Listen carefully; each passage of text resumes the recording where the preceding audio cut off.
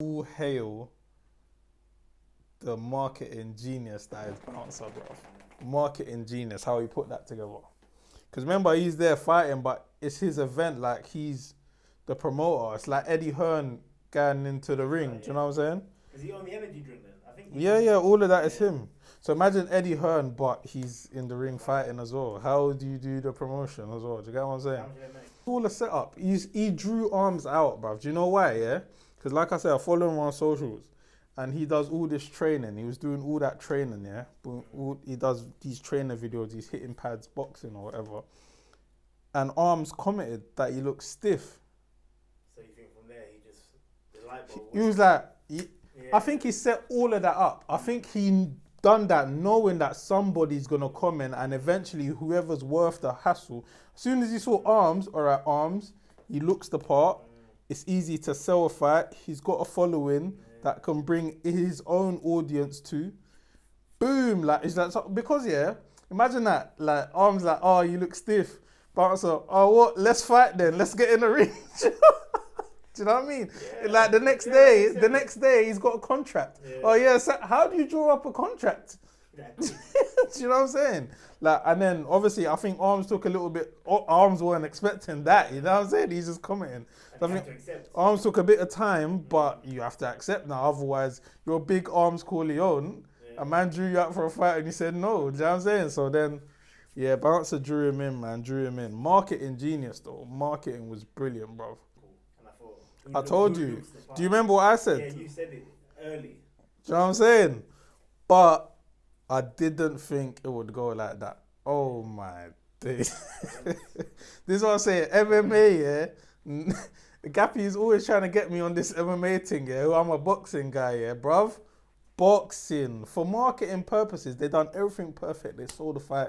It was amazing, yeah. But for the actual entertainment of the fight, oh no. So I think Bouncer wanted him to tap. That was his plan, to get him down, get him to tap. And he was close. I saw Armz look like he was ready to tap. Do you know what I'm saying? So, yeah, it's all that weight on you. Do you know what I'm saying?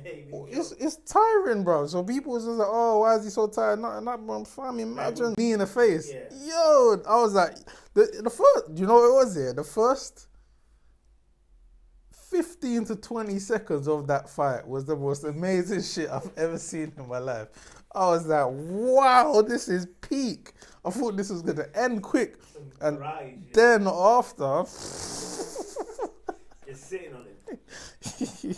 Yeah, man. Armz accepted it. Every time he grabbed he didn't accept it, bro. He had no hope. He had no hope, bro. Surely he was knackered. And like in terms of, I don't think he trained for that. And I respect Armz. I respect both. I respect anyone that gets in a ring, in the octagon. They get my respect. Yeah. The criticism is never all the way deep as if I could go in there and do better. No way. But I respect Armz a lot because, like I was saying before, he ain't done MMA. He's not an MMA guy. Maybe he's gonna start trying the thing now and learning it properly. But all man did was comment on man's thing, and next thing man's in the MMA fight. Bouncer did a boxing video. Armz commented on that. Why was the fight MMA? Do you know what I'm saying? Like, why was the choice? I just think Bouncer lined that up and it showed in his game plan. Do you get what I'm saying? Yeah, like, he wanted, let's do an MMA thing because I'm going to get you down and make you tap. Like, the boxing thing, I don't know. But it should have been boxing because more entertaining, more market value. But same way, big up to Bouncer, has created a platform that's sick. And it's only onwards and upwards from here. But I feel like, I don't know. Because he's saying that, he's got the visions where he's created this platform where now rappers are going to jump in, have fights. But I just can't see rappers really doing that because you're risking a lot. Do you know what I'm saying? Like, you're risking your whole career. Remember what I was saying in the last thing? I don't want no one to get knocked out. Do you know what I'm saying? Like, when you get, there was memes there, but it could have been bad. Like, when Armz needs Bouncer in the face, if Bouncer's knocked out from there, it's in the first 5 seconds of the fight. Yeah, his physique is mad. But I think he lost weight for the fight. I think he doesn't look as normal as he is because that wouldn't have worked. I think he said that actually. Yeah, no, it definitely looked like he slimmed down for the fight because that doesn't look like his brand. His brand is scary how he looks, you know what I'm saying? So he definitely looked, and I think Bouncer put on weight for the fight. because I don't. He looked big. Like he looked big. His whole thing is doing all this fitness training. He was training 3 times a day whilst fasting during Ramadan. There's no way that he wasn't slimmer than that. Like he put on, yeah, he put on weight. He put on weight, yeah, so he can sit on. That plan from. Yeah. Like Armz is mad for saying, yeah, let's do the MMA. Like even though man's never done MMA, like oh okay then. Like do you know what I'm saying? Like he said, nah man, let's box. Cause like Bouncer, I like Bouncer's whole vibe of like, alright, cool. When you have an argument or you then put down the knives. You can just have a straightener. You can just stand up straight then and fight. Do you know what I'm saying? Like that's the straightener. Like lying down on, I don't know, bruv. I don't know. But at the same time, it's still sick. And then also, like Bouncer and Armz have a straightener. There wasn't nothing to really straighten. Man had made a comment and then it was all put together, but they sold the fight. Oh, Ja Rule, man. Jeez, who do you think would win? Yeah.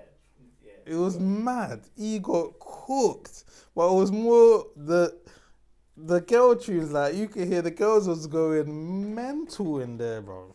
Would I be without you, bro? Like Fat Joe ain't got nothing for them hits, you know what I'm saying? Yeah. Yeah. Ashanti won the verse. Fat Joe, she came out to Mesmerize, and then Fat Joe plays What's Love, and then Ja Rule comes back and plays Always on Time. Mad. Ashanti was just spinning. She done her thing, man. She done her thing. I don't know how old she is. She must be like 40, man. I don't know. I don't want to mock the... Fifth? Nah. Between 40 and 50. Yo, man, she's not 50. She's not 40. I thought I was bad saying 40. Must be 45. I wanted to give her the half a century. You went mad. Oh, no, you went mad.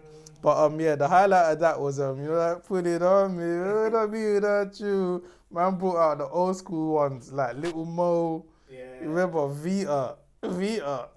You know Vita, man? No, I don't. Vita, the rapper on that song. I appreciate the rocks and the kiss that you caught me, baby. Mad though. That was the best part of the thing for me, but it was mad because like Fat Joe was on the stage getting cooked and that. And then he was just like, oh yeah, y'all need to feed them bitches some food. What he did, he was getting cooked so hard he brought out Nelly, yeah? Nelly to perform, they got a tune together, yeah? Nelly's on the hook.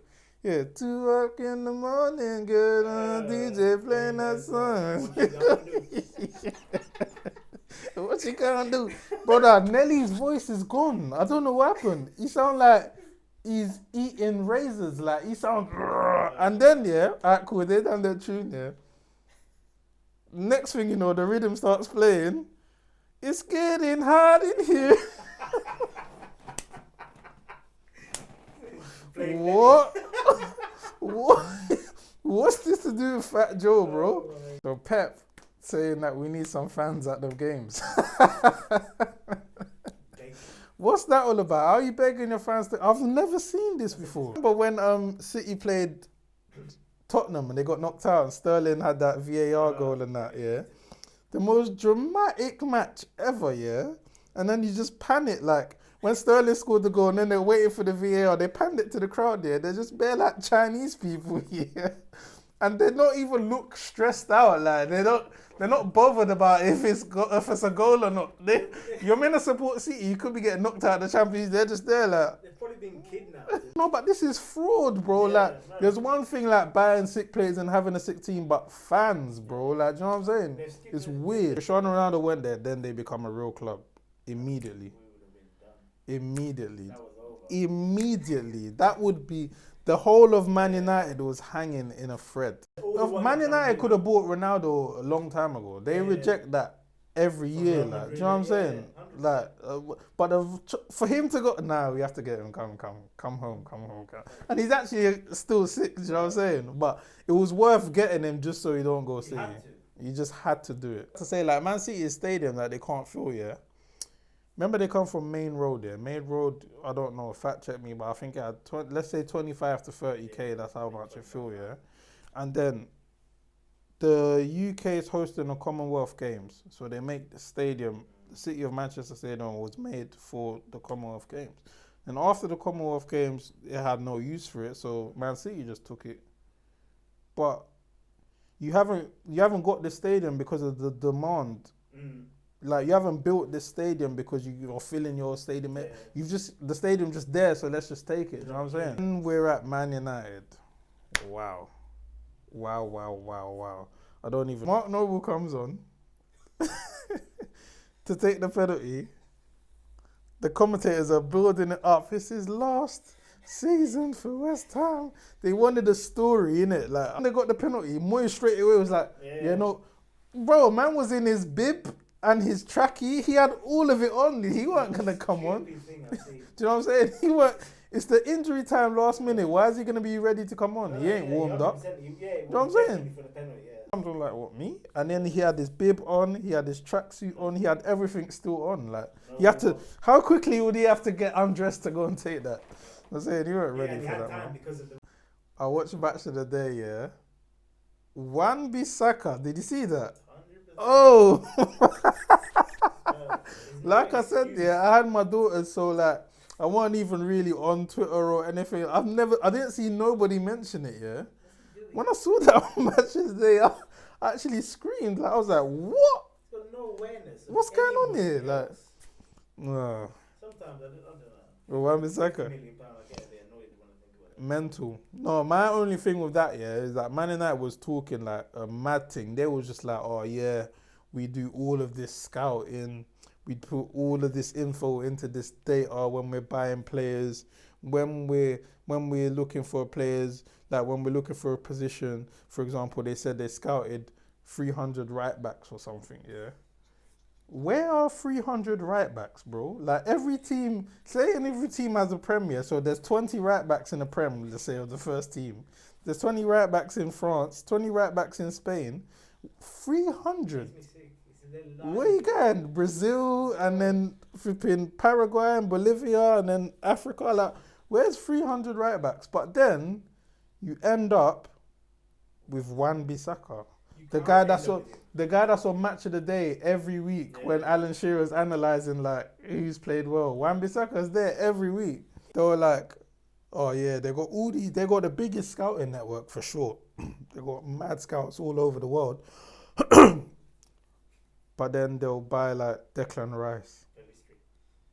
Yeah, like Pelistri, that's scouting. Pelistri, Amad Diallo, that's scouting. But I'm talking about their major signings. How many of those talent players did they ever buy? No, they don't. This summer alone, Sancho, Ronaldo, Varane. Like, we could have all done that. Jesse Lingard, redemption, man. The week before, the match before, he done that mad thing. That pass back was absolutely mad.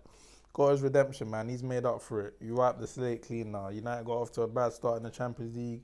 He cost them 1 point because it was only going to draw. Obviously, he made young boys get 3 points, but we'll get that back. Let's be rich. Yeah. Well, he just scored a winning goal. Right. So, you know what I'm saying? Yeah, and he's just taking his chance. He will play well for a few months and he'll go back to where he was. We know. Nah, he's a squad player, man. They sold Dan James, remember? So, really, you need somebody to be able to come off the bench, and that's what he's done. Look, my thing is with Lingard, I want him to be like, he seems like a player that plays well off confidence. Like, when he's playing every game, like at West Ham, he was doing a mad thing. And like before, when he knew he was a Man United starter, he'd always play well. Like, he has a good, consistent level. But my thing was that he wasn't going to play that much. So why do you want to stay where you're not really going to play? Because before he went to West Ham, he wasn't making the squads. But if he's happy to in this role where he comes off the bench and tries to make an impact, then more power to him. Thomas Tuchel show.